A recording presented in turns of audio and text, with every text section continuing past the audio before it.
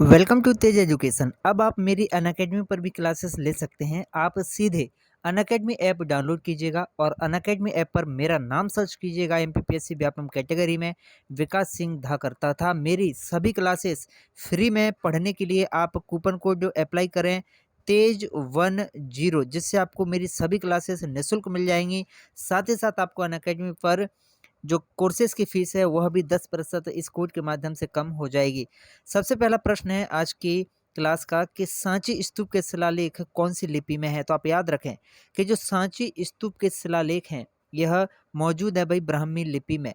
प्रश्न है कि मध्य प्रदेश की कौन सी जगह है जो यूनेस्को की विश्व धरोहरों में शामिल ही नहीं है। तो इसका सही जवाब है कि विश्व धरोहर में शामिल नहीं है विदिशा की उदयगिरी की गुफाएं। प्रश्न है निम्न में से कौन सी जगह मध्य प्रदेश में नहीं है। तो आप याद रखें ऐसी जगह जो मध्य प्रदेश में नहीं है वह है मांगी तुंगी।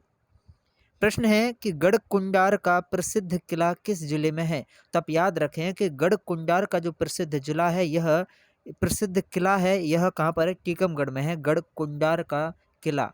प्रश्न बनता है कि ग्वालियर मध्य प्रदेश के फूलबाग में किसका स्मारक है भाई। ग्वालियर में जो फूलबाग है वहां पर किसका स्मारक है। तो आप याद रखें कि झांसी की रानी लक्ष्मीबाई जी का स्मारक है फूलबाग पर। प्रश्न है कि मध्य प्रदेश के किस क्षेत्र में मुमताज का देहांत हुआ। तो ये मध्य प्रदेश का ऐसा क्षेत्र जहां पर मुमताज का देहांत हुआ यह है बुरहानपुर। प्रश्न बनता है कि रानी अवंतीबाई का संबंध कहाँ से है। तो आप याद रखें कि रानी अवंतीबाई का संबंध है रामगढ़ मंडला से। प्रश्न है मध्य प्रदेश का सबसे बड़ा गुफा समूह कौन सा है। तो आप याद रखें कि मध्य प्रदेश का सबसे बड़ा गुफा समूह है भीमवेटका की गुफाएं। प्रश्न है पूर्व का जिब्राल्टर किस किले को कहा जाता है। तो आप याद रखें कि पूर्व का जिब्राल्टर कहा जाता है भाई ग्वालियर के दुर्ग को। नेक्स्ट प्रश्न है निम्न में से कौन से किले को भाई हिंद के किलों का मोती कहा जाता है।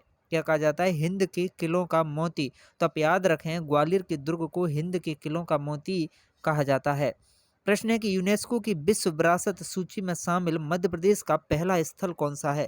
तो यूनेस्को की विश्व विरासत सूची में शामिल मध्य प्रदेश का जो पहला स्थान है वह है भाई खजुराहो।